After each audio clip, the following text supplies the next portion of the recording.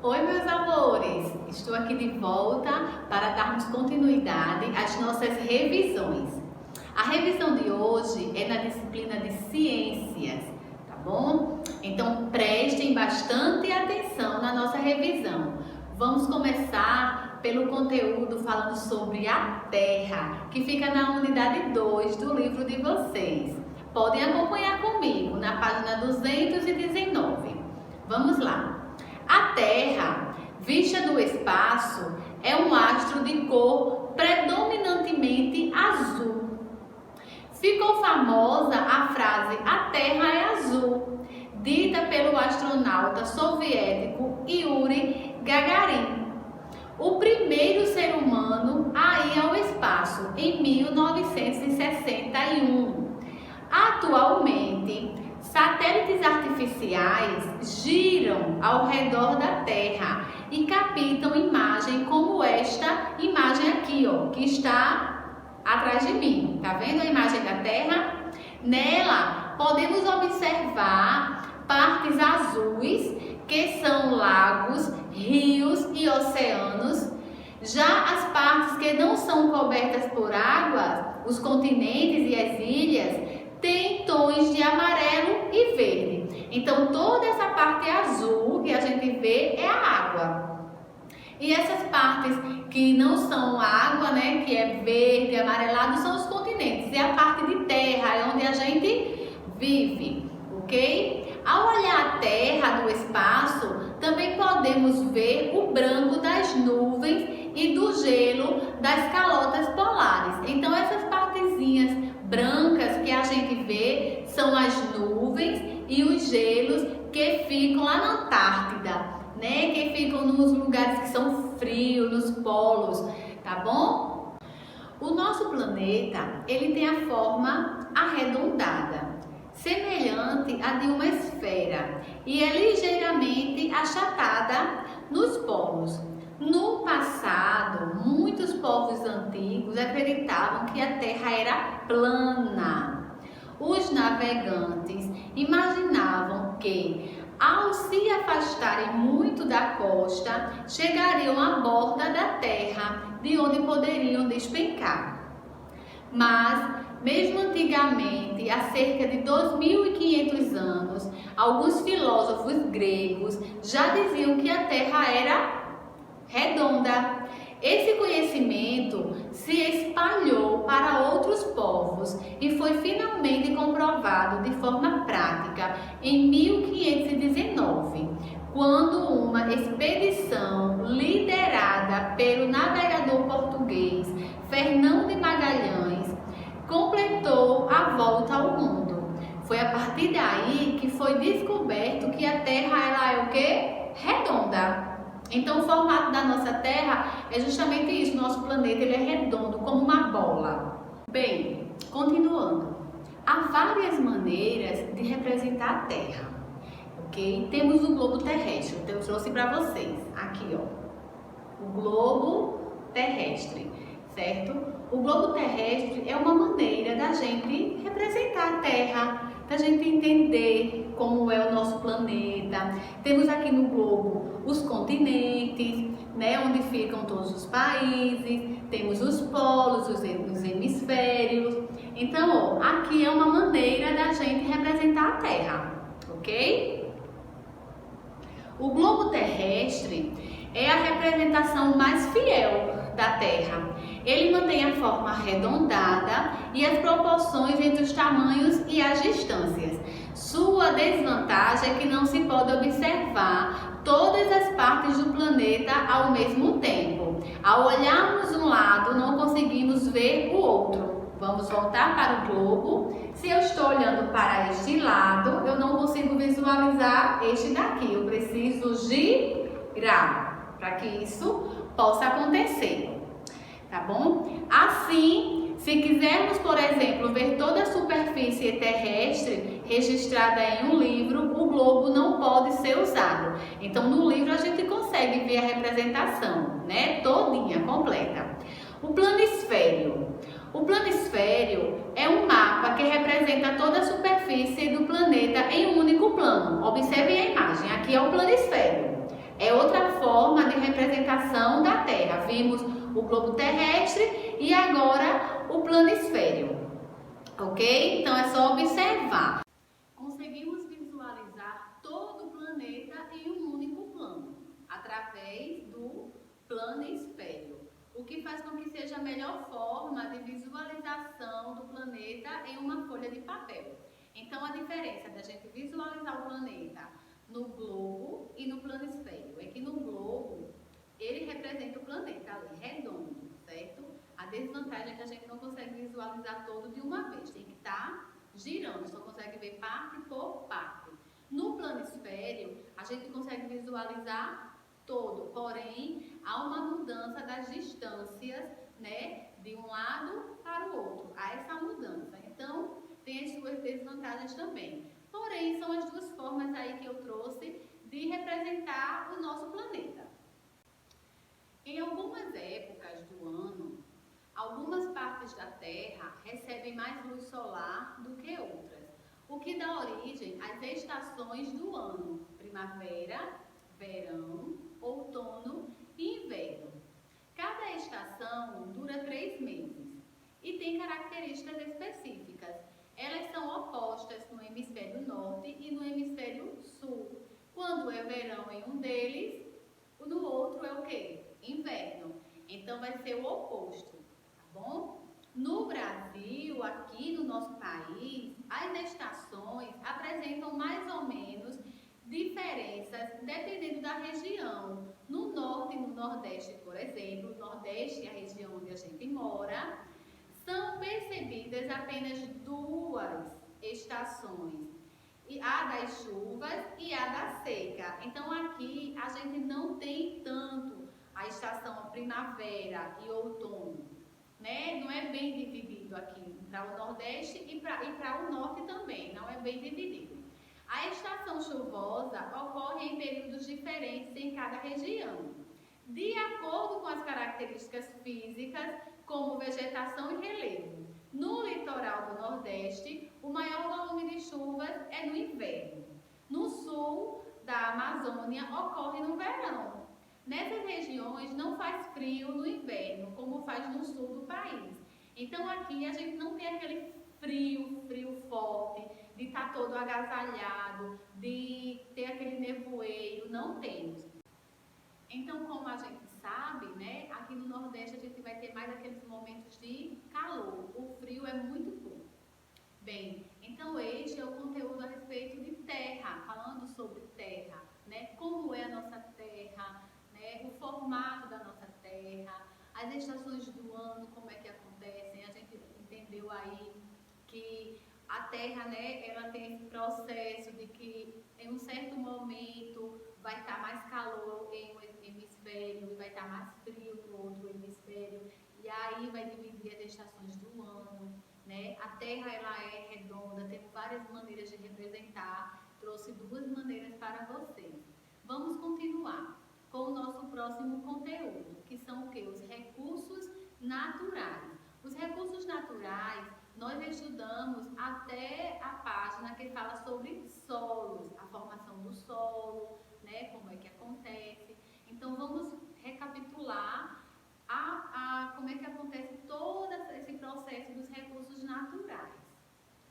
Os recursos naturais são todos os elementos disponíveis na natureza que são úteis para o ser humano. Então, tudo que estiver disponível na natureza e for útil para nós é recurso natural. Alguns destes recursos existem em grande quantidade, outros estão disponíveis em quantidade menor e podem se esgotar mais rapidamente, ou seja, pode acabar. Por isso, devemos usá-los com responsabilidade. Os recursos naturais são classificados nos tipos descritos como renováveis e não renováveis, e também agora temos os recursos inesgotáveis. Os recursos renováveis são os recursos que podem se renovar se usados corretamente, como as plantas e as águas. A gente, por exemplo, dando exemplo da planta, podemos comer um fruto, tiramos uma manga da planta. Quando for depois vão nascer outras mangas. Então ela é renovável. Não renováveis, recursos que não se renovam ou demoram muito tempo para serem formados, como o petróleo, o ferro e o ouro. Quando a gente retira o petróleo, retira o ferro, retira o ouro, né, do ambiente natural, ele não se renova. Quando você tira dali, acabou, ele não vai se renovar, ele não vai renascer. É isso que acontece. Temos aí também os recursos inesgotáveis, recursos que não acabam, como a luz solar e o vento. A luz solar é um recurso natural e ele não acaba, então ele é um recurso inesgotável. Vamos aí falar sobre o Sol. O Sol fornece luz e calor ao ser humano. Além disso, por meio dele é possível obter a energia solar. A energia solar é uma energia limpa que não causa poluição e ela é uma energia barata. É muito usada para aquecer água de casas, hospitais e etc. A energia solar, o importante dela é que ela não polui o meio ambiente. Ela é uma energia limpa, tá bom? Vamos falar um pouco sobre o solo. O solo é a parte mais extensa da superfície terrestre, onde pisamos, é a parte onde a gente caminha. Ele é muito importante para o ser humano, porque é sobre ele que construímos estradas e moradias, criamos animais e cultivamos plantas, entre outras atividades. O solo é formado por uma parte inorgânica e por uma parte orgânica. Vamos entender. A parte inorgânica contém calcário, argila, água e ar. A parte orgânica, geralmente mais escura, é composta da mistura de restos de animais e vegetais. Essa camada é chamada de humus. A gente viu na aula falando sobre a formação dos solos, né? Como é que o solo é formado, diferentes tipos de solo. Vimos como é que tudo isso acontece. Vamos continuar. Então, em diferentes tipos de solo, nós entendemos, né, que o solo ele é composto por fragmentos, né, pedaços pequenos de rochas que foram se quebrando ao longo do tempo e se transformaram em partículas cada vez menores. Essas partículas têm tamanhos distintos e são constituídas de minerais diferentes. Nelas podem haver também elementos não minerais, como restos de seres vivos, folhas, cascas, peles de animais, até fezes, certo? Então, vamos entender um pouco sobre os diferentes tipos de solo. Na verdade, revisar, porque a gente já estudou. Temos o solo arenoso, o solo argiloso e o solo umífero. O solo arenoso, relembrando, é aquele solo que contém mais areia na sua composição e ele não é bom para a agricultura. Por quê? Porque quando a água bate no solo arenoso, a água escorre, ela não penetra. Então ele não é bom para a agricultura. Temos o solo argiloso. O solo argiloso é aquele que contém muita argila na sua composição. O solo argiloso, ele também não é bom para a agricultura. Ele é um solo muito compacto, ou seja, é um solo muito duro. Quando a água bate nele, ela não consegue penetrar, então ele também não é bom para a agricultura. E temos o solo umífero.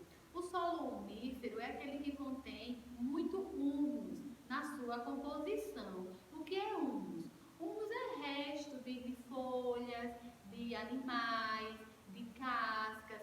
Tudo isso torna o solo muito bom para a agricultura. Ele fica aquele solo mais escuro e quando a água bate, ela penetra com facilidade. Então, é um solo ótimo para a agricultura, ok? Então, gente, esses são os diferentes tipos de solos, né, que a gente já viu. E como é que esses solos são formados? Na formação do solo, nós temos aí o processo de erosão. Como é que acontece esse processo de erosão? Né? O desgaste ou arrastamento do solo, né, faz com que a terra ela tenha uma erosão. A erosão ela pode ser ocasionada por ventos, chuvas, calor excessivo, entre outros fatores, e prejudica o ambiente. pois enche lagos e rios de terra, provocando enchentes e a morte de espécies animais e vegetais, tá bom? Então aí, ó, dentro do processo de formação do solo tem a erosão, que não é bom para o solo. Então, para evitar a erosão, fazer reflorestamento, deixar o solo sempre com grama ou com árvores, para que a água, quando cair, ela não seja totalmente penetrada e não deixe o solo frágil. Então, evita a erosão, se a gente deixar sempre tudo com plantas, reflorestar, na verdade, diminui o processo de erosão. Na formação do solo, temos os minerais. Muitos recursos minerais são extraídos do solo. Eles são transformados pelas indústrias que os usam como matéria-prima para a fabricação de vários produtos.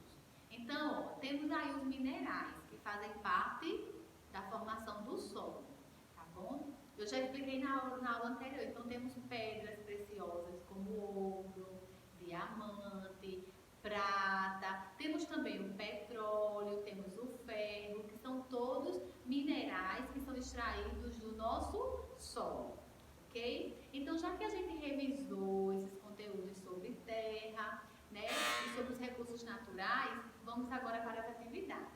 Então, agora, peguem os cadernos de vocês para escreverem as perguntas que eu irei fazer, passar para vocês aqui, para registrarem as respostas e mandarem para mim e estudarem para a avaliação da próxima semana. Primeira pergunta: de que maneiras diferentes o planeta Terra pode ser representado? Eu expliquei, né? Qualquer coisa, volta o vídeo, olha no livro para responder. Questão de número 2. Escreva os nomes das 4 estações do ano. Questão de número 3. Como são as estações do ano na nossa região, na região Nordeste? Pergunta de número 4. Quais são os tipos de solo? Muito simples essa, tá bom? Pergunta de número 5. O que pode ser feito para proteger o solo da erosão? Tia já explicou. Repetindo, o que pode ser feito para proteger o solo da erosão? Pergunta de número 6. Como são classificados os recursos naturais? Dê exemplos de cada um deles. Próxima pergunta. Por que a energia solar é boa para o nosso meio ambiente? E para concluir, a última pergunta: qual o significado de orgânico e inorgânico? Todas as respostas vocês irão encontrar no conteúdo do livro de vocês, falando sobre terra e sobre os recursos naturais, tá bom? Escrevam as perguntas, coloquem as respostas, fotografem e mandem para mim e estudem esses conteúdos para a avaliação.